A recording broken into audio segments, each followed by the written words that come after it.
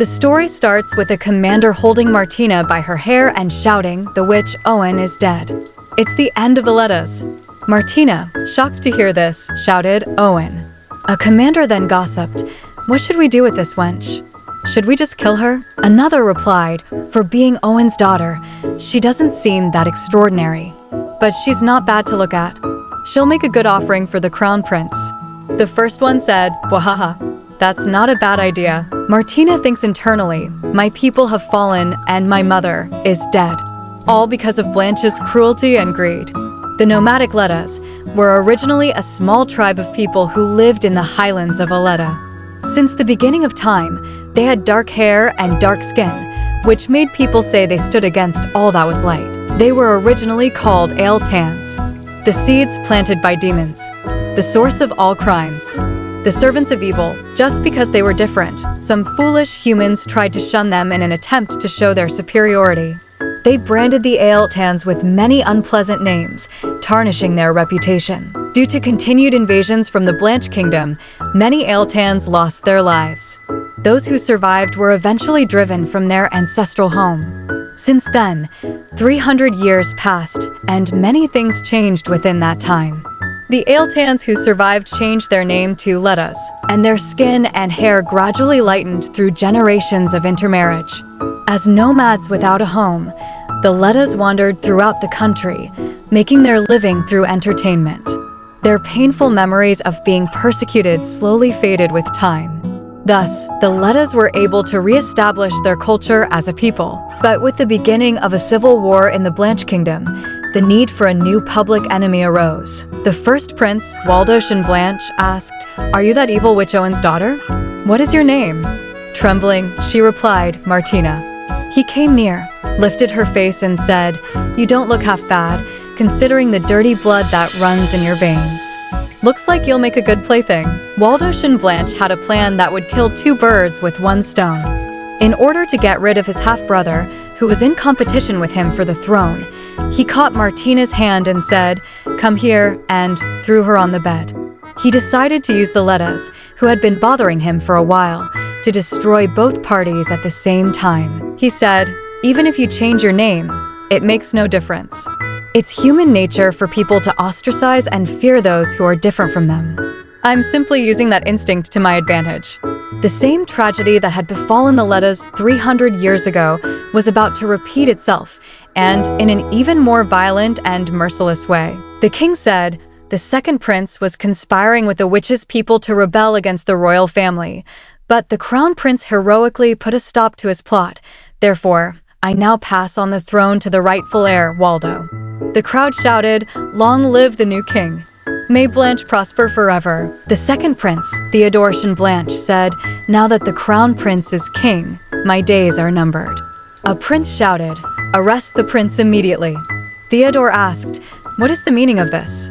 The commander said, "The Letas confessed that you asked the witch for help in order to revolt against the crown, your highness." "Nonsense. This is a trap," he shouted. "I have no choice but to act on the king's orders. I had no desire to become king to begin with.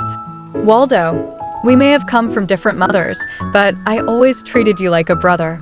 So how could you?" He heard the sound of footsteps closing in on him. Martina said, "You have the hateful Blanche bloodline." Theodoric and Blanche, "I will save you, but in return, I need your power." He thought, that flaming red hair. "Is this woman Alita?" He said, "I don't have any power anymore, young witch. The blame for the dishonorable deeds of your people has been placed on me, and I can only sit here and suffer this injustice."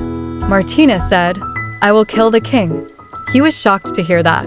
She grasped the rod of the jail and said, "I'm the last daughter of the Letas, and the blade that will avenge my people. Take me as your vassal and give me a chance to take revenge on those who stripped us of everything." It was the start of a fateful connection that would carry over centuries of time. A few days later, on the final day of the banquet honoring the new king, the atmosphere was tense.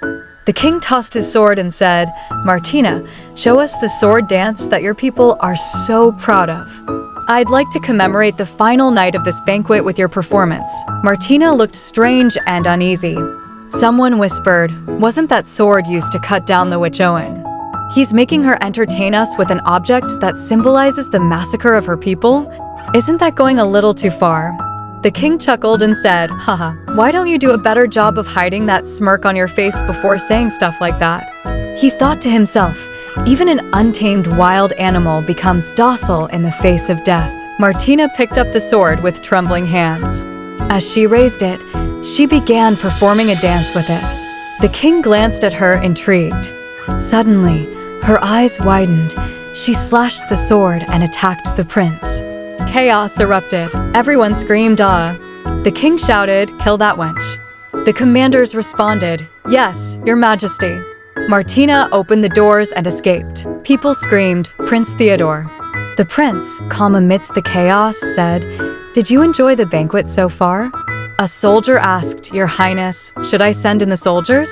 The prince remembered Martina's words. I will kill the king. Take me as your vassal and give me a chance to take revenge on those who stripped us of everything. He thought, did the sight of your mother's corpse drive you mad? As you can see, I don't have any power left. What do you want me to? But Martina cut him off, saying, the sword dance of the Ledas was passed down for generations, not just as a form of entertainment, but also as a sword skill honed for killing people. I'm sure there are still some left who support you, the second prince. Make it so that I can perform the sword dance in front of the king. The prince agreed. All right, I'll accept you as my vassal, he said. But internally, he thought, no matter how skilled she is at wielding a sword, the witch probably won't make it out alive. Then he gave orders. Don't let a single one of these bastards out of the banquet hall. Lock the doors and keep an eye on them. The people inside cried out, yes, your highness. As you command. They pushed against the doors, shouting, Your Royal Highness. Please release us. Please spare our lives. The prince thought, now that things have come to this, I have no choice but to discard her. I feel sorry for her, but I'll have to present this incident to the public as a witch's dying struggle. No matter how despicable Waldo is, it would only disgrace the royal family to smear his name any further. 2 hours later, a soldier asked, Why is it so quiet? I haven't heard a thing for a while now. Another said, Your Highness, a good amount of time has passed. I think we'll have to check to see what's going on in there. The prince thought at least 1 or 2 of them should make it out alive. Considering that, it's been too quiet for a while now. What in the world, Hap? Then he said, All right, open the doors. The door burst open. Martina was standing there, blood flowing from her foot. A soldier shouted, The witch is alive. She stepped forward after killing them all. A soldier said, Goodness, dear God, she thought, the witch took them all out by herself? But there were at least 200 people in here. She attacked the prince. The prince was trembling with fear. He cried out, Have mercy on me, please. She grasped the sword on his neck. Martina said, Have mercy? How shameless of you to beg for your life at this moment. The prince cried out, Theodore, that witch wants to kill me. She'll probably kill you too. So hurry up. And she sat on her knees and said, My king, please allow me to have his head. The prince, confused, said, My king. She replied, That's right. I'm the king of Blanche now. He said, You have my permission. She turned her face. He said, No, please. She attacked him and he shouted, No. That was the end of Waldo's brief rule. Afterwards, Theodore became the new king. In an instant, Waldo became known as a wicked man who was blinded by power and tried to hurt his own brother, while the new king won the hearts of the people by asking the gods to forgive Waldo's sins. Also, the Ledas became known as an unfortunate people who were sacrificed as part of the previous king's schemes. And Martina, the last remaining Leda, became famous as the king's protector. However, that wasn't the end of all the bloodshed. The new king said, Martina, for coming to my aid, I bestow upon you the title of Marchioness. From this day forth, you are Marchioness Martina Owen de Leda. Martina said, It is an honor, your majesty. As she fought in battle, Martina became known as the Scarlet Reaper or the Red Sword. Her reputation spread across all the land and cast a shadow over the king, causing Blanche to be called the Red Kingdom. 8 years later, when Martina turned 25, the king plotted to frame the Ledas for treason. Martina quivered. I shouldn't have trusted a Blanche. She shouted, "How dare he betray me and the letters like this?" A soldier said, "Your Excellency, despite the king's attempt to defame you, there are many who support you. Please ally with them. You can use this as an opportunity to put an end to the Blanche bloodline." That is how Martina ended up turning her sword against the crown. Because Martina was as strong as 100 soldiers combined and had powerful supporters backing her, she had nothing to fear. The door creaked open and she entered. She said, "Theodore, you are all that is left of the Blanche bloodline. I curse you for taking away the very hope that you gave me." She shouted, "How could you betray me in such a cruel way?" He said, "I have nothing to say to you. I apologize for using you until the very end." Her eyes filled with tears and she said, "But you still won't rescind your order for me." He replied, "Do what you must do." The treacherous King Theodore ended up meeting the same death as his brother. While many praised Martina's military prowess, a few scholars questioned the nature of the events leading up to Theodore's death. It seemed as though King Theodore had met his death without protest, as if he had been waiting for it all along. For that reason, some believed that King Theodore had loved Martina. But in the end, that remained a mere theory. Martina said, "Now, the Blanche bloodline is no more. All of this is the result of the royal family using my people, the Letos, and slandering their innocent name. I will make sure that no one can ever defame or harm the Letos ever again." Afterwards, Martina conquered the entire continent and founded the Carabella Empire. Martina Owen de Leda Carabella. She had only had one name before, but each new name that came after the first told the story of how she became the Empress. After she unified the continent, she passed on the throne to her loyal vassal, Elsier, and traveled south. She died without having had any children. And that was the end of the Letos. A lady said, "That is why no emperor who rose to the throne after her could use the name Carabella. Only Empress Martina was allowed to use that name." The whole class was silent. A girl glimmered, "Wow." A girl with blonde hair looked outside the window. The teacher adjusted her glasses and said, "Astina." She shouted, "Astina." She glimmered, "Yes." The teacher asked, "Was the history lesson not challenging enough for you, Estina? Seeing as you weren't paying attention, I suppose you already know the contents of today's lesson." She sighed, "Oh." The teacher looked annoyed. "This is the private Bellic Academy. It's the best educational institution in the Carabella Empire, where the nation's most brilliant minds gather. Students who don't score high enough on the annual advancement exams are held back a year, and if that happens twice, they are expelled. The school's graduation requirements are that strict." The teacher thought, so how is that girl able to pass her advancement exams when she hardly pays attention in class? And with grades far above average too. I don't know what tricks she's using, but I won't let her get away with her behavior this time. I'll just have to bring her down a peg. She whipped the stick and said, "Empress Martina helped King Theodore purge his enemies and seize their territories. Give me the exact number of aristocratic families who disappeared around this time." A student murmured, "Huh, that wasn't in our textbook." Another added, "I don't know the answer to that either." Astina flicked her fingers and said, 12. And that's only counting the nobles who lost their ancestral castles when the heads of their families were killed. Students murmured, "Wait, what? Is that the right answer?" The teacher was shocked. She gave a sly smile and said, "Good. Now I'll move on to the next question." King Theodore's aunt, Princess Celine, married Duke Adalenta. As the Duchess, Princess Celine supported King Theodore instead of Crown Prince Waldo, who was the son of the Queen.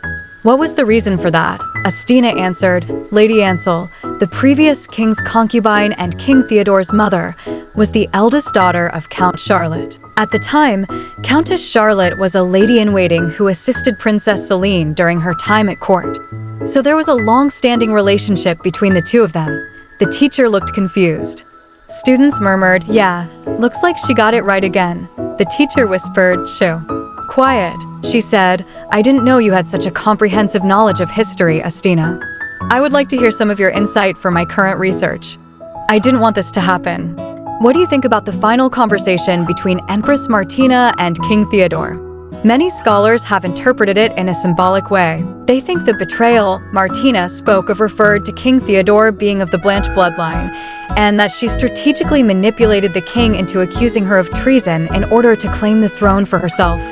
What is your opinion on their theory, Estina? The teacher asked. Everyone looked nervous.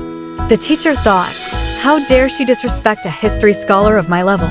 Let's see what clever answer she has for us this time. Astina thought, this has become more trouble than it's worth. I guess I should pay attention in history class from now on. She stood up and said, it's true that Theodore's betrayal was the cruelest thing he could do to Martina. The teacher asked, why is that? Astina answered, because Martina loved King Theodore. The teacher looked confused. What? The whole class looked stunned. Everyone started laughing. The teacher adjusted her glasses and asked, Are you trying to mock me, Astina?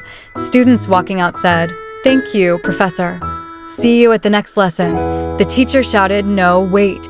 Outside the classroom, everyone was laughing. A girl said, you're so mischievous, Astina. Talking back to your professor like that. Astina thought, I can't believe word got around already. She said, I wasn't talking back to her, Kanna. Kanna said, I heard you were staring out the window for the entire lesson. Astina said, I was ruminating on some poetry, like a lady. Kanna replied, making a fool out of the professor isn't very ladylike. She thought internally, you really are so peculiar. People say geniuses are an eccentric bunch. My sister, Astina, is a genius herself. She started talking much earlier than other children and read mountains of difficult history books when she was little. Astina said, you may leave for the day. I wish to be alone. I must learn what has happened over the years. Their parents thought, our little girl is a genius. They had Astina learn etiquette at a young age. She learned how to carry herself perfectly in just 3 days. A girl near her thought, she's 2 years younger than me, yet we're learning at the same pace. A lady said, your posture and movements are perfect. There's nothing more for me to teach you. Kanna shouted, I don't want to take lessons with Astina anymore. Her father said, Kanna, you're not stupid at all. Please open the door, Kanna shouted, but Astina always does everything perfectly. I must be the stupid one. Their parents looked at each other. A while later, her mother knocked on the door and said, Kanna, it's your mother. I'm coming in. She was sleeping on the bed. Her mother said, you're not stupid or slow-witted. In fact, you learn faster than other children your age. Kanna asked, really? Her mother chuckled, of course. It's just that Astina is a little special. You're growing up wonderfully in your own way, and we all love you. So don't be so sad. She opened the door and said, Astina. Astina said, don't be disappointed in yourself so soon in life, Kanna. She was surprised. What?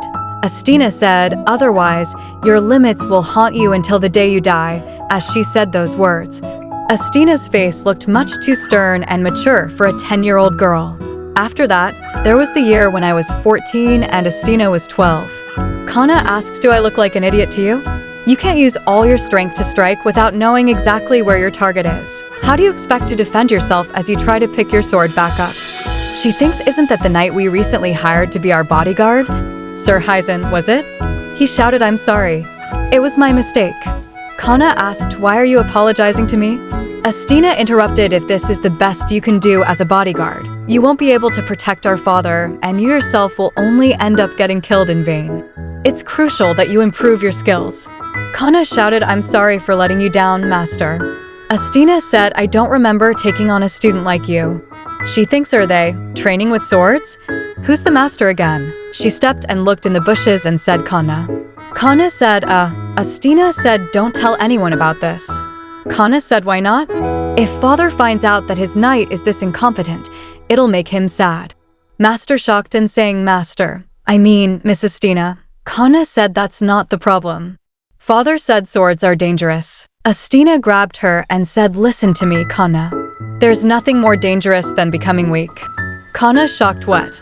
Astina continued, I'll give you my dessert for a month. Please keep this a secret. When I saw her after I holed up in my room for a day, and even when I caught her training the night, I couldn't understand what Astina was saying. Kanna thinks ever since she was little, she spoke like someone who is 50 or 60 years old. I'm sure even the history professor, who is rumored to be strict, is no match for her. Kana said, anyhow, you should stop provoking Professor Octavia, unless you want her to be on your case until you graduate. Astina said I gave her a serious answer. Kana asked then, you're saying you really believe King Theodore and Empress Martina's love story? Astina replied, you might not believe it, but I really do think it's true. Martina Owen de Lita Carabella. Kana surprised, huh? Astina said the duh was added to the names of all the marquises in the Blanche Kingdom. And Empress Martina was the Carabella Empire's first empress. Kana asked, so why didn't she discard her name from her past as a marchioness?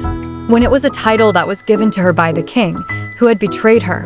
That's, well, she thinks come to think of it, why did she keep that name? I just memorized the empress's name as it was written in our textbooks. I never really thought about why her name was the way it was. Astina said Astina didn't want to throw away the name that Theodore gave her. Kana surprised, Astina? Astina said, oh, my mistake. I meant Martina. Kana chuckled as saying, I didn't know you understood Empress Martina so well. Astina said, of course I do. Probably as much as the Empress herself. Kana asked, but how? Astina smiled as saying, I'm a genius, remember? Rachel was dashing towards them and shouted Kana. Kana shocked as saying, what is it? Did something happen? Rachel said, what are you going to do, Kana? Astina said Rachel. Astina took the papers from Rachel and read it. Rachel said, I accidentally opened a letter. That was meant for Kana. Then she cried out and the letter said. Kana, looking anxious, said, what about it made you cry like this? Tell me what it says, Astina. She shouted Astina, Rachel. What in the world does it say? Rachel said, Kana. It says you're to wed Archduke Adalenta. Kana, shocked, said Archduke Adalenta. You mean Theriod the Beast? Kana, I'm writing to you with urgent news. First of all, a little while back, your father's trading company faced a huge crisis. He invested almost our entire fortune in some goods that he recently exported. But the ship transporting the goods sank when it was hit by a storm. Because of that, we were about to lose everything, even our estate. But one of our trading partners, House Adalenta, offered to pay off all our debts on the condition that you marry the Archduke. I'm truly sorry, my darling. The fate of our family was on the line, so we had no choice. You will be getting married in a week, so come home as soon as possible. We'll discuss this further when you're here. I'm sorry. I'm so sorry. Kana said, I need to go home. Rachel cried out, Kana, are you okay? Kana stepped outside. Astina said, I'll go talk to her. House Adalenta. The family has been around since the very beginning of the Blanche Kingdom. Even after Empress Martina established the Carabella Empire, the head of the family pledged his loyalty to her as her vassal and retained his title. Normally, a small family like House Leet wouldn't have had any relationship with House Adalenta, no matter how much money the Count offered the Archduke. The Adalentas are a powerful family with a long history, but they had a very serious problem on their hands. The current Archduke was a monster covered in fur, with the eyes of a snake. Archduke Theriod van Adalenta was once praised for his good looks. No one knew exactly when and why he started to change. However, rumors that the Archduke was a murderous monster who ripped people apart spread far and wide. Kana thinks, they're saying I have to marry a monster like that? I have to bear the child of a beast that tears people to shreds. If that's not a death sentence, what is? Astina said, Kana. Kana said, you know I was joking when I teased you earlier, right? Astina replied, I know. Kana said, you might be a little odd, but I still love you. Astina said, I'm aware of that, too. She hugged her, saying, don't go, Kana. Kana said, as the children of Count Leet, we were blessed in many ways. Now, it's my turn to fulfill my duties as a member of this family. This is what marriage is normally like for noble women, anyway. Astina said, no, you're wrong. Not all noble women have to face the possibility of death when they get married. Kana, angry, said then. She shouted, then, what am I supposed to do? Run away to save myself. If our family falls to ruin, it's not just me who'll be unhappy. Astina said, I can't let you sell your own life to right father's mistakes. Kana thinks she might be a genius, but I guess she doesn't know how the real world works. She said, do you even know? What happens to nobles whose families collapse? Astina calmly said, I know. The men fall ill from hard labor. and the women either become mistresses or prostitutes. Kana shouted, Astina, but Astina continued, but who cares what will happen? Is that more important than your own life? Kana got sad, saying, it is. No one can live without honor and dignity. Astina said, I did always like that about you, Kana. Kana asked, what? She replied, it's gotten late. She raised her hand, saying, we can wake up early tomorrow and finish talking. Kana said, all right. In the night, a maid said in shock, I can't believe this is happening. Kana is marrying Archduke Adalenta? She skipped dinner because of the shock. It looks like she's leaving tomorrow. Another asked, what should we say to her before she leaves? Then she replied, let her rest for now. She said she would sleep with Estina tonight. Kana thinks, how long has it been since we slept in the same bed like this? Maybe 10 years. Whenever I had a nightmare as a kid, Astina would come sleep with me in my bed. Even then, she consoled me like an adult, not a child. To think we're sleeping together again at our age. She turned her face and started crying. She thinks, I guess this is the last time we ever will. Astina, thinking internally, says, don't go, Kana. I won't let you leave. Astina said, Kana. She asked, what is it? Astina said, thanks for not telling anyone about what happened with Sir Hyzen. She replied, no one would have believed me, even if I had. Astina said, maybe you're right. She thinks I saw everything with my own 2 eyes. And I still thought that I was dreaming. Kana asked, how did you and Sir Hyzen end up sparring anyway? Astina replied, he caught me stealing a sword. She turned and said, what? So he was taking lessons from a sword thief? Astina said, I asked him for a sword that I could practice with, but he gave me a wooden one and started acting cocky. She said, you better not regret this later. Astina said, so I gave him a good thrashing. Kana chuckled. Is that why Sir Hyzen started drinking a lot and crying about losing his family heirloom back then? Astina said, I teased him for a bit and gave the sword back to him before I left for the academy. She said, here. I got good use out of it. The master cried out, don't go, Miss Astina. I can't live without you. She replied, don't say stuff like that. People might get the wrong idea. The master said, are you going to major in sword fighting? You'll graduate early and come back soon, right? She replied, no, I'm going to be there for the full 7 years. And I'm majoring in politics. The master, shocked, what? Kana said, I didn't think you'd come here to study politics, either. I was so happy that I got to study with you, but today's the end of that. Astina said, go to sleep now. You have to wake up early tomorrow. Kana said, okay. After a while, Astina woke up and thought, she's asleep. She picked up a bag and stepped outside. Looks like graduating from the academy is out of the question now. Is it impossible for me to live a normal life this time around too? I was 3 when I realized who I was. Why was I born again? Once she fully came to, she realized that over 100 years had already passed since her life as Martina ended. Why do I remember my past life? At the time, my situation made me feel frustrated and empty. All the people I knew are already dead and gone. I wonder if he reincarnated as well. Suddenly, she recalled a guy saying, Tina. Then she shut the book and placed it on the ground. I'm Astina now, I'm no longer Martina. I had felt lost before, but I decided that I'd do my best with the life that was given to me. As Astina. She entered the horse farm, saying, but this is an exception. She thought, as the former Martina, I might have a chance of surviving. But Kana lived her whole life as a noble lady.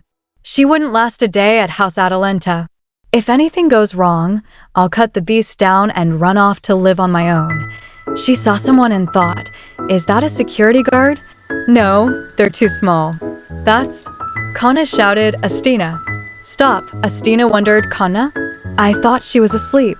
She stopped her horse. Kana asked, what are you doing? Where are you sneaking off to? She replied, I'll go to House Adalenta instead. Kana shouted, have you lost your mind? Astina said, I won't die. You know I taught Sir Hyzen how to wield a sword. Kana shouted, the Archduke is a monster. He's not human, Astina. Astina said, good. I'll be able to kill him without hesitation. I don't want to kill any more people. Kana, confused, thought, what? She doesn't want to kill any more people. Does that mean she is before? She said, I'll go with you. Astina said, Kana. Let's just go home and discuss this there. Even if I went, you wouldn't have let me go alone. Stay here, Kana. If you come with me, it'll just weaken my resolve. Kana shouted, I have to go, Astina. She replied, you can't. If you follow me, I'll curse you as I die. Kana, shocked. What? Astina shoved her. Kana flew to the ground. She shouted, giddy up. Astina, House Adalenta. A man said, a year has passed since the Archduke's transformation. Another replied, who could have known the genetic disease would manifest in him so late? He can't even have a son anymore. What are we to do? Of the 5 executioners we sent to his room, 2 have died. Forget about him having a son. No one can even approach him in his state. The gate man thought, poor Master Theriod. He was such a beautiful and noble man, so how? A year ago, Theriod said, Oliver. He replied, yes, Master. Theriod said, I have no memories of last night. Oliver said, it is probably because you're tired, sir. Theriod said, no, I found the recent increase in attacks strange, so I made sure to stay awake. But I can't remember a thing from then. Do you understand what I'm saying, Oliver? He replied, no, that can't be, sir. Theriod said, in the end, I couldn't escape this tragic fate, either. The title of Archduke has changed hands 15 times in House Adalenta during the past 100 years. 10 of the Archdukes died from a genetic disease before they reached adulthood. The remaining 6 were able to take over the title and carry out their duties for life. This genetic disease makes one lose all reason and intellect and turns them into a monster. The symptoms start appearing before their 20s, when the person is in their teens. At the onset of the disease, their skin splits apart and first starts growing all over their body. As their fingernails and toenails grow sharp and deadly, their reason begins to fade. And not long after, Theriod shouted, Oliver. Please, Oliver, startled, said, Master. The disease started to progress quickly. Theriod said, please lock me up so that I can't go on a rampage. Oliver protested, but the Archduke shouted, do it now. In the present, someone said, we thought the disease had disappeared and lowered our guards. It didn't manifest in the family for the past 2 generations. Even the current Archduke was fine until he turned 25. The man near him added, if we had known this would happen, we would have made sure he produced an heir beforehand. A hand was raised. Wait, even beasts mate. With that in mind, it shouldn't be impossible for him to produce an heir. Oliver looked confused and shouted, hold on, Baron Vernon. How could you say something so inhumane? He's right. That is an insult to the Archduke. How dare you compare our lord to a beast? Besides, now that the rumors about the Archduke have spread everywhere, who would accept a marriage proposal from House Adalenta? Then Baron Vernon said, well, we just have to find a family that has a weakness and use it to our advantage. If anyone has a better idea, feel free to share it with us. If we sit around doing nothing like this, House Adalenta will meet its end. A month later, Oliver was thinking, tomorrow, the lady from House Leet will arrive. I know this was an immoral and heartless thing to do. I didn't want to go along with Baron Vernon's suggestion. But then, I wondered if a miracle might happen. Out of the 5 executioners, 3 survived. So maybe, no, I'm simply deluding myself with false hope. How will I answer for this sin once I die? But why would Count Leet send his younger daughter? Rather than his second daughter, who is known for her outstanding intellect and remarkable beauty, I thought his quiet eldest daughter would be easier for him to give up.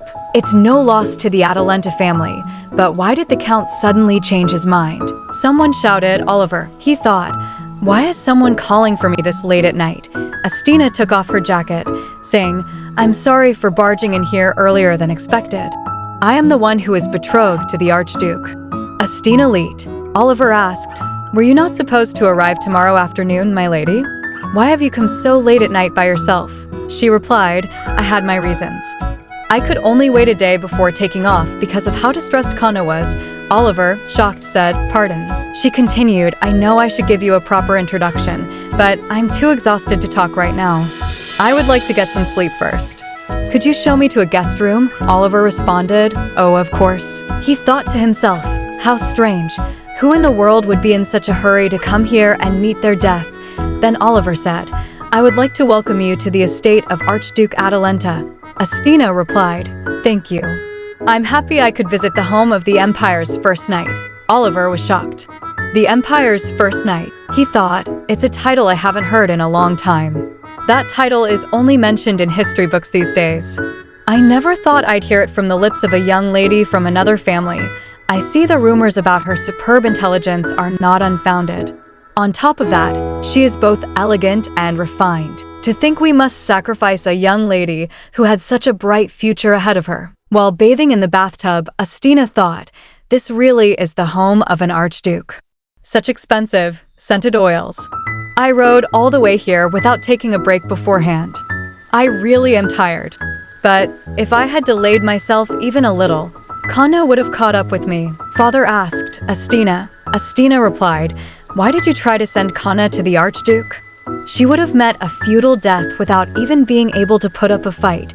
He shouted, "They asked for Kanna." Mother shouted, "Don't you understand, Astina?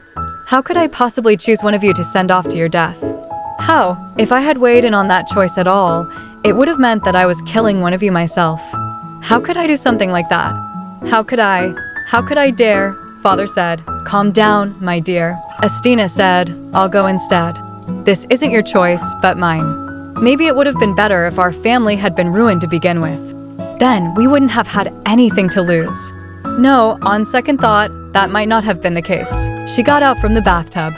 First, I need to see what state the Archduke is in. If giving birth to an heir will solve the problem at hand, there's no reason for me not to. But if things don't work out favorably, I'll just have to kill him. That might even be a show of mercy for a man who has turned into a beast. The next day, early in the morning, Oliver sighed and thought, now that it's come to this, I might as well get it over with. I hope she doesn't try to run away after coming all the way here. He knocked and said, "Lady Estina." "It is I, Oliver the butler," he thought. "Is she still asleep?" Astina asked, "What is it?" Oliver turned and thought, has she been exercising? But it's still so early in the morning. Astina saw the envelope in his hands and thought, is that the marriage certificate? It's a little early for a wedding ceremony, is it not? I've never heard of such a slapdash marriage.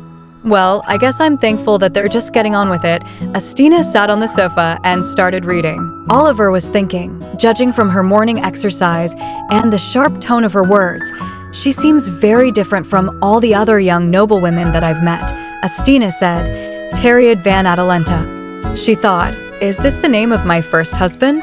His name is similar to Theodore's. Instead of a signature, it's been stamped with a seal. Oliver said, "You can sign on the bottom." Unfortunately, the Archduke isn't in a condition to come greet you at the moment, so I am here in his stead. I hope you'll understand. Astina handed the document back and said, "I'm done." Oliver responded, "Yes, my lady." He thought, even her handwriting is strong and elegant. She doesn't seem like a person who has been sold off to a beast. That afternoon, it's nice to meet you, Archduchess. My name is Rebecca Fallet. I am here to help you prepare for your first night with the Archduke. Astina said, "Greetings, Baroness Fallet. I am Astina van Adalenta. I still have a lot to learn, so I look forward to your lessons." Fallet said, "Thank you." Astina thought, it's funny enough that I'm using the surname of a man I haven't even met yet, but I already have to spend the night with him? If Kanna were here, she would be crying a puddle of tears already.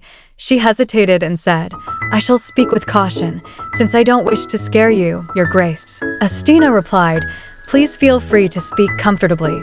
Fallet said, "First of all, the Archduke bears a close resemblance to a wolf.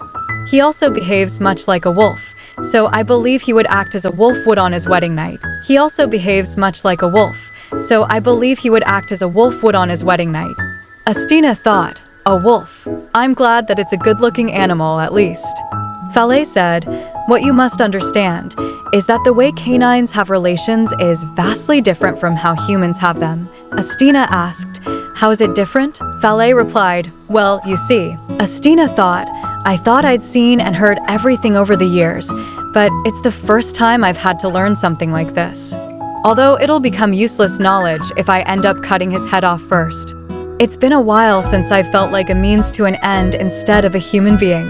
The last time I felt like this was. Theodore had once said, "This is my final request, Martina." Astina replied, "Theodore, this too is my one and only wish." "I cannot fulfill your request." Theodore insisted, "You must do it. For you and for me as well." Astina's eyes filled with tears as she said, "How could you do this to me? How could you be so cruel?" Theodore said, "I always loved you." She answered, "If you did, I wouldn't be feeling this horrible right now." "You never loved me. I finally know that now." Well, that's all in the past. Meanwhile, Astina and Oliver noticed people whispering about the marriage. "Is tonight the wedding night?" "It's just as Baron Vernon said. We were able to find someone for the Archduke after all." Another added, "We shouldn't celebrate just yet. Objectively speaking, there's a high possibility that an innocent woman will die. If the Archduke kills the lady he married, then we'll just find another young noblewoman who fits the bill. We must preserve the Adalenta family, no matter what it takes."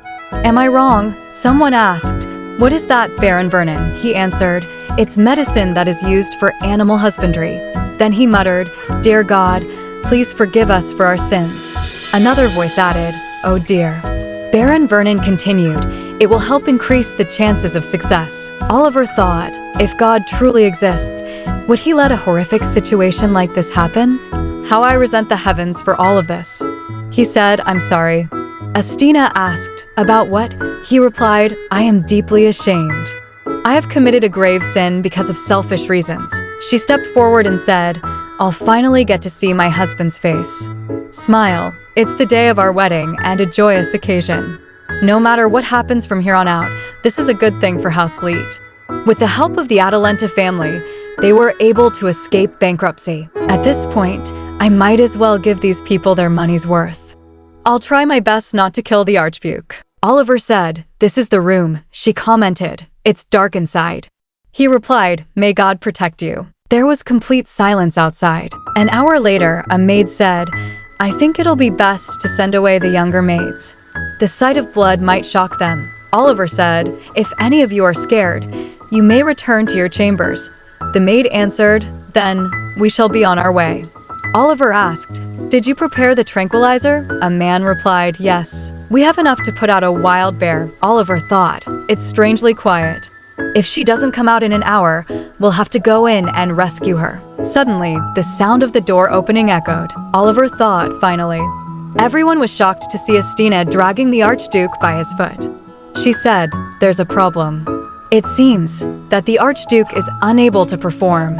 An hour ago, Astina lit a lantern and stepped into the room. "It's a complete mess in here," she thought as her eyes scanned the space. Theriod van Adalenta, a name she had heard countless times before. With luminous silver hair and piercing blue eyes, he was known across the empire for his striking looks. It was no surprise he was the most popular bachelor among the empire's noblemen. She recalled the excited chatter from her classmates. "My sister went to a ball at the palace and got to meet the Archduke," one girl had gushed. "Really? I'm so jealous," another exclaimed. "He's so handsome, with a kind personality to boot. How could anyone be so perfect?" And then another had added in a hushed tone, "My maid's relative works as a maid for the Archduke, and she says he's just as gracious in the privacy of his home." Astina had never cared much for high society gossip, yet Theriod's reputation was so vast that even she had heard of him. Her gaze shifted to the enclosure built in the room. His servants went to the trouble of making this enclosure for him in his room, even though he's lost his sanity. He must have been kind to those who served him, like the rumors said. Her eyes landed on a sword. She picked it up, sliding it from its sheath. Not bad. Even though it's for decoration, it's an extremely high-quality sword. House Adalenta really is a prestigious family. A faint smirk touched her lips. "Now that I'm the Archduchess, maybe I can get a good sword out of the deal. The family is quite wealthy, so I doubt it'll be a big problem if a single sword goes missing. At least there's some good that can come out of this ridiculous marriage." With that, she unlocked the cell and stepped inside, raising her eyebrows. "Now, why don't I get down to business?" The moment the wolf laid eyes on her, it lunged forward. "Here he comes," she thought, her body moving instinctively. She leapt, meeting his charge head-on. "Looks like he can take a hit. He's a lot sturdier than he seems." In that case, her strikes were calculated. He may be strong, but he's still just a beast. His attacks are simple, so I can predict them and counterattack easily. The wolf moved with sudden ferocity, as if trying to end the battle in one final blow. Is he trying to end this fight once and for all? Good. That's exactly what I wanted. Her final strike landed cleanly. That was too easy. Now, time to get down to business. She crouched beside the fallen beast, her fingers brushing through his thick fur. He sure has a lot of fur. Looking into his eyes, she tilted her head and asked softly, "Is something wrong?" Oh, a few days later, the mansion was buzzing with rumors. A sweeper rubbed his eyes in disbelief. Am I dreaming right now? Another worker glanced up nervously. No, if you're talking about those two over there, I think I see them too. The butler rushed in, his voice trembling. Your Highness, what in the world? Astina turned to him calmly. Oh, this is the Archduke. He was so heavy. I just knocked him out by hitting his pressure point. It's not a serious injury, so he'll wake up soon. The butler froze. You knocked him unconscious? Astina waved off his concern. More importantly, yes, the butler asked. The Archduke is impotent. The man stammered, but I made sure to give him that medicine with his meal. Astina let out a sigh. Oh dear. It seems the Archduke's condition is worse than anyone expected. Her thoughts grew grim. This is quite the predicament. The Archduke is far weaker than I anticipated, so I can't kill him out of self-defense. Besides, this deal was made on the condition that I bear the Archduke's child. But now, the Archduke is afraid of me. What do I? Straightening, she gave a firm order. Bring me a strong chain. The butler yelped, Yes, Your Highness. Wait, pardon? Astina continued casually. Oh, and this room is too dark and musty, Oliver. Please have it cleaned and set straight. Oliver lowered his head in defeat. Yes, Your Highness, as you wish. Later, Astina slipped the chain around the beast's neck. It's important for both humans and beasts to get sunlight, she thought.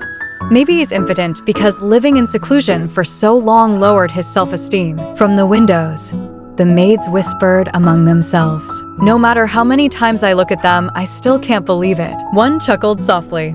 It's like that old fairy tale, don't you think? Where a beautiful woman and a beast fall in love. The other shook her head.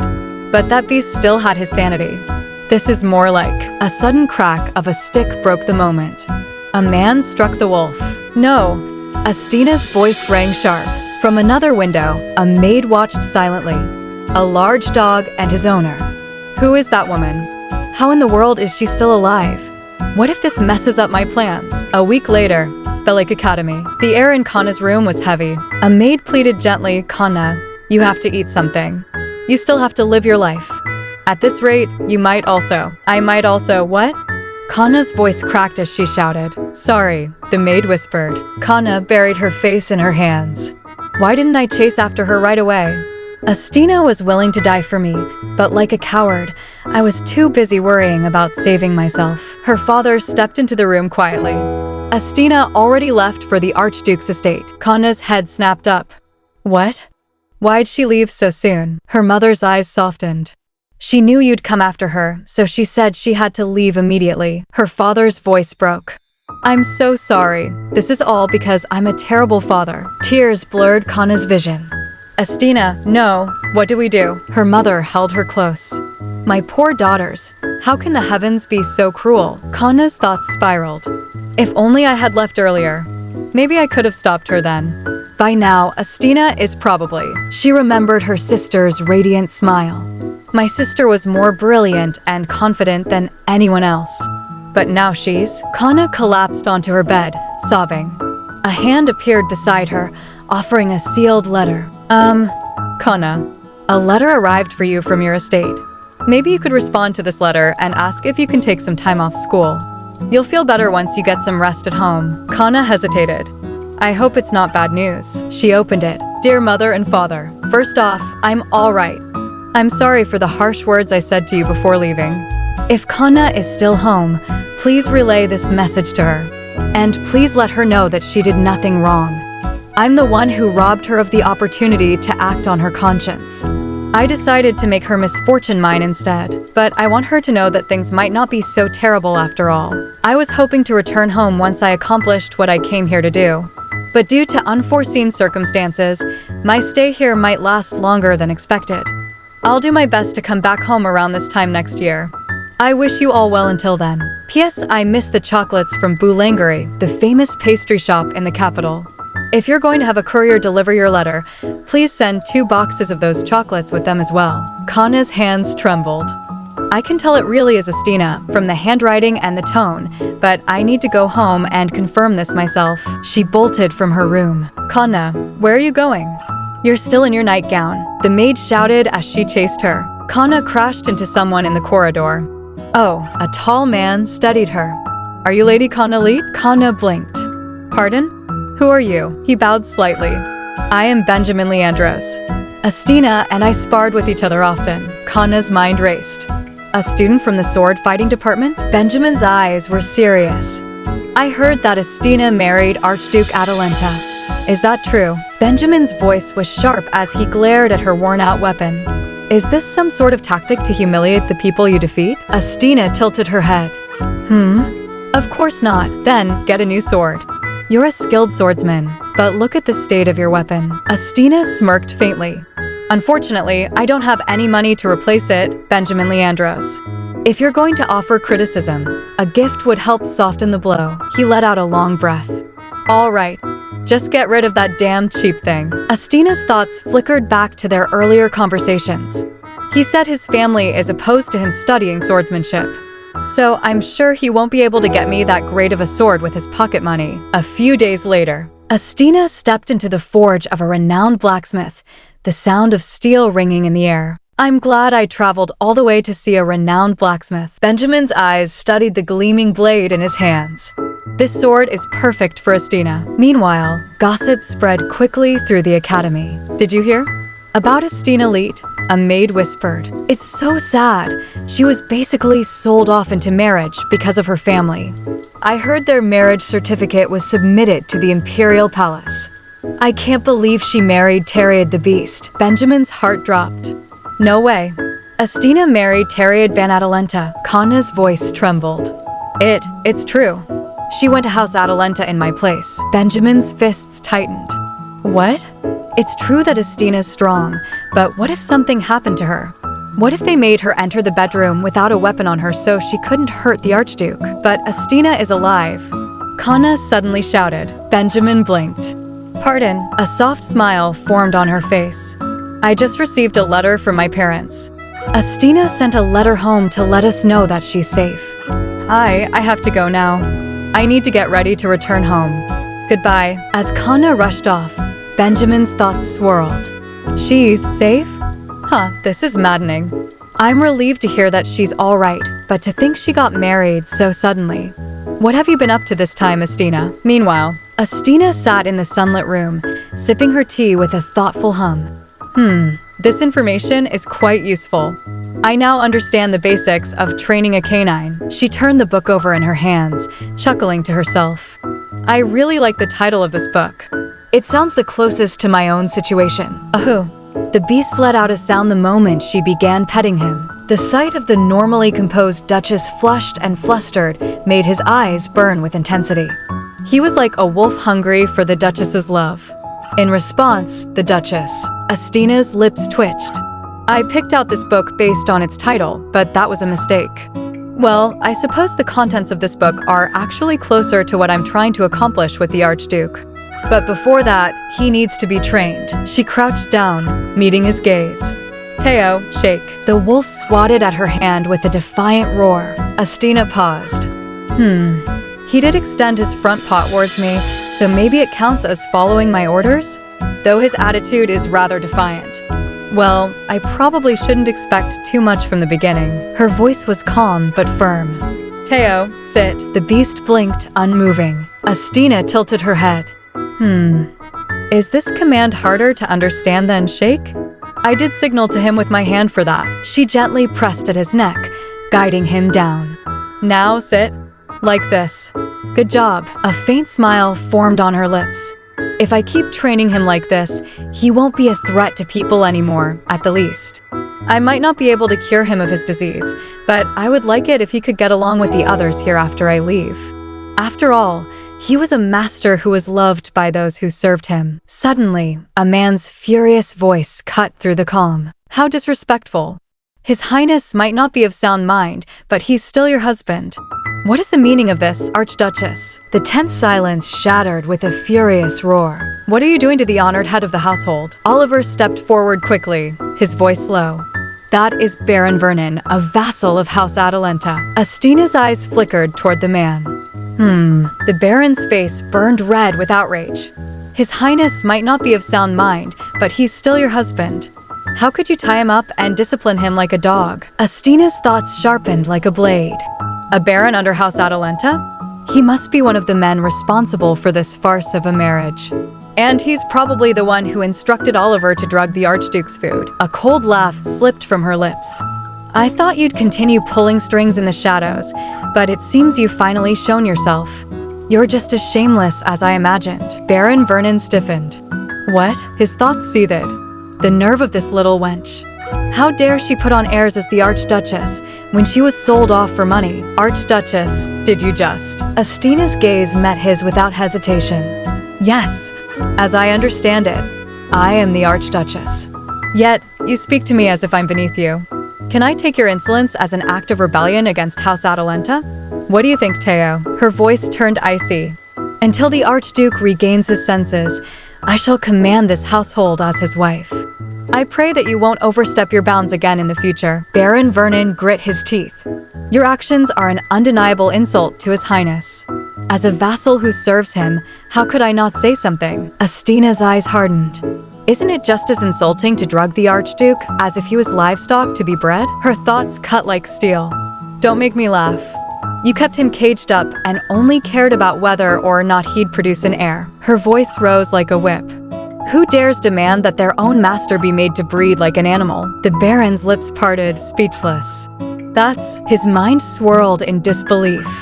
Where does that confidence and dignity come from? Astina stepped forward and lightly patted his shoulder. Since we've sorted out who is in charge here, you are dismissed. Baron Vernon bowed his head at last. Forgive me for my impertinence, Your Highness. The butler's voice wavered. Why is that man here? The Archduke's vassals are holding a meeting at the manor today. Astina's glare sliced through him. Why am I finding out about this now? He stammered. The Archduchess does not participate in these meetings. That is the duty of the Archduke. Astina's words were cold and deliberate. There is no such thing as rights without duties. And I'm going to have to claim my right. Your Highness, the butler asked cautiously. Astina slammed a paper onto the table. I need to nip this in the bud before it gets out of control. Give it to me. Pardon? What do you? The seal you used on the marriage certificate without the Archduke's consent. The butler's hands trembled as he passed her the seal. So this is how I'm being punished for my sins. What is she planning to do with it? Astina held out her hand. Teo, shake. She took the beast's paw and pressed the seal to the paper. The butler swallowed. May I ask what that is? Astina's voice was calm but commanding. I, Theriod van Adalenta, hereby entrust my wife, Astina van Adalenta, with all authority over my affairs for the duration of this marriage. Pardon? The butler yelped. Astina folded the paper with a faint smile. I see. It's a written decree. Her hand brushed against the hilt of the training sword. Sword used for training Theriod. If you're obedient, I'll treat you well. I will end your life with this sword. Her command rang through the hall. Take me to the room where the vassals are meeting. The butler hesitated, then bowed. Right this way, Your Highness. His thoughts churned in fear and awe. Those men won't stand for it if they find out she used the Archduke's seal. But I can't wait to find out what she's trying to do. The meeting hall buzzed with tense whispers. Wait, is that really true? One vassal muttered. Another scoffed. It's absolutely preposterous. The Archduchess knows nothing of grace and humility. Baron Vernon's teeth ground together in fury. I've never been so insulted before in my life. House Vernon has selflessly served House Adalenta for generations. To have my loyalty questioned like this is outrageous. A third voice chimed in coldly. House Leet also has a long history, but if we had let them go bankrupt, they wouldn't have survived for very long. I have no idea how she tamed the Archduke, but I'm sure she used some underhanded means to do so. She must think she's all that, just because she has our poor senseless Archduke crouching at her feet. The Baron's hands trembled with rage. She's nothing but a womb for bearing children. I'll make her pay. Suddenly, the doors burst open. Gasps filled the room as Astina strode in with Oliver by her side, and the massive wolf following behind. Help! One of the men shouted in terror. Astina walked to the head of the table and sat down calmly, her voice steady. I am Astina van Adalenta. It's nice to meet all of you. Baron Vernon shot to his feet. What is the meaning of this, Your Highness? Astina's tone was cold but polite. I realized I haven't had a chance to introduce myself to all of the vassals who work hard for the Archduke. One man stammered, "This is no place for you to be, Archduchess." Her eyes narrowed. Do I need permission to come and oversee my own affairs as the head of this house? The Baron's voice rose. What do you mean by that, Your Highness? The Archduke is still alive, so why would you be the head of this house? Astina laid the sealed document on the table, her smile razor-sharp. Well, you see, I will be taking care of the Archduke's affairs from now on. Baron Vernon's eyes widened. That's... Astina's voice cut through the room. I will not listen to any objections unless they come from the Archduke himself. The Baron snatched the paper, his face twisting in outrage. This is outrageous. The Archduke isn't of sound mind. So how? Astina tilted her head. The Archduke himself approved this matter. Isn't that right, Oliver? The butler swallowed. Yes. That is correct. Astina patted the beast's head lightly. Teo, got any objections? The wolf paused for a moment, then let out a deep, echoing woof. A soft smile curved Astina's lips. He says he doesn't have any. The vassals froze, staring in disbelief. How do you know what he's saying? Astina's thoughts sharpened. It's not just Baron Vernon. All of the Archduke's vassals are one and the same. Well, I was just starting to get bored anyway. Her voice carried authority. Oliver, I'd like a report on the Archduke's finances and the current state of his businesses by the end of today. The butler bowed deeply. Yes, Your Highness. Inwardly, his heart pounded. She possesses a stateliness and dignity that compel people to obey her. I've never met a woman like this before in my whole life. Maybe this is what Empress Martina would have been like if she had still been alive. Meanwhile, in the capital, Benjamin stood before his master, his resolve unwavering. I wish to take a break from my studies to visit the Archduchy of Adalenta. His master frowned. Why do you suddenly want to go there? Benjamin's voice was steady. Lady Estina married the Archduke in order to repay her father's debts. If this happened against her will, I must help her regain her freedom. His thoughts churned. This is the second leave I'll be taking from the academy. Will he allow it? How should I respond if he asks why I'm wasting a year to save some girl? His master's eyes narrowed. What is your plan? How do you intend to get her divorced from the Archduke? Benjamin clenched his fists. For now, I can only make my case through the laws that prohibit forcing marriages for money. And if that doesn't work, Benjamin's gaze darkened. If that fails, the only course of action I can fall back on is... The old man's voice was heavy. Did I not tell you that you'd regret it? Benjamin's thoughts whispered like a vow. Estina, summer, 6 years ago. A crowd gathered on the training grounds. Benjamin frowned. Why is everyone gathered over there? What's going on? One student sneered. Who does she think she is? She must be out of her mind to challenge Adolf. Benjamin's brows knit. What happened? The boy pointed. It looks like that new girl is going to challenge Adolf for the right to use the training grounds. Benjamin turned, his eyes locking on the small figure standing tall with a sword in her hands. What? A new student is picking a fight with Adolf? You mean that small girl over there? According to the school rules, all students attending Bellic Academy have the right to use the training grounds. Astina stood firmly as she said this, her voice calm but resolute. Huh. Hey, kid. Get out of here before you get hurt, okay? Adolf scoffed, his tone full of mockery. The way you're speaking is extremely rude, she replied sharply. How do you expect to become a good knight when you go around judging others by how they look? Everyone around them burst into laughter. What did you just say? Where'd you hear a line like that? She probably read it in one of her sister's romance novels. If this is what your idea of chivalry is, Astina said firmly, I suggest that you learn from a different master. Benjamin, observing from the side, thought to himself, I see she's coming out strong. She's not letting him have the last word. Adolf grit his teeth in anger. You little, I tried to be nice. Will you allow me to use the training grounds if I prove myself? She asked, her eyes steady. Oh? And how are you going to do that? By cutting one of those logs in half, he chuckled mockingly. Sure, she answered without hesitation. Forget it. Just get out of here. You're being a bother, Adolf snapped. Why are you going back on your word? You said you'd let me use the training grounds if I could cut a log in half, she countered. Like I'd ever let a girl practice sword fighting because of a stupid log. I've had enough of your nonsense, so scram, he shouted, his voice echoing across the training grounds. Look here, Benjamin intervened, but before he could say more, Astina pulled off her glove and smacked it on Adolf's face. I, Astina Leet, challenge you to a duel for the honor of the log you just insulted. What? You, Adolf shouted in rage. I'll make you regret this. With a roar, he attacked her with full force, thinking those skinny arms won't hold up for long anyway. But in an instant, Astina blocked his attack. She blocked my sword, he thought in shock. Benjamin's eyes widened as he muttered to himself. His sword slipped. In one swift move, Astina brought her blade to Adolf's neck. Sliding the sword back into its cover, she said calmly, "Looks like we have a winner." "Who the hell are you?" Adolf demanded, his pride shattered. "I lost to a girl with a flimsy sword like that. From now on, don't come here when I'm training," she said firmly. His face flushed red as he turned and ran away crying. Watching him go, Astina thought, maybe I was too hard on that kid. As she leaned down to put her glove back on, a voice called out, "Hey." She looked up to see Benjamin approaching.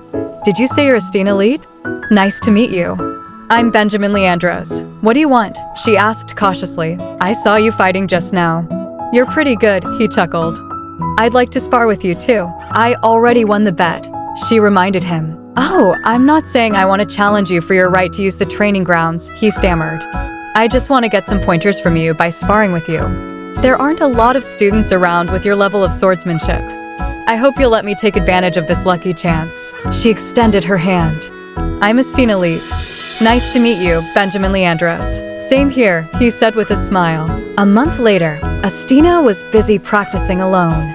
Benjamin walked up, watching her movements carefully. "I haven't seen Adolf around here since then. You must have really hurt his pride. You said you're studying politics, right?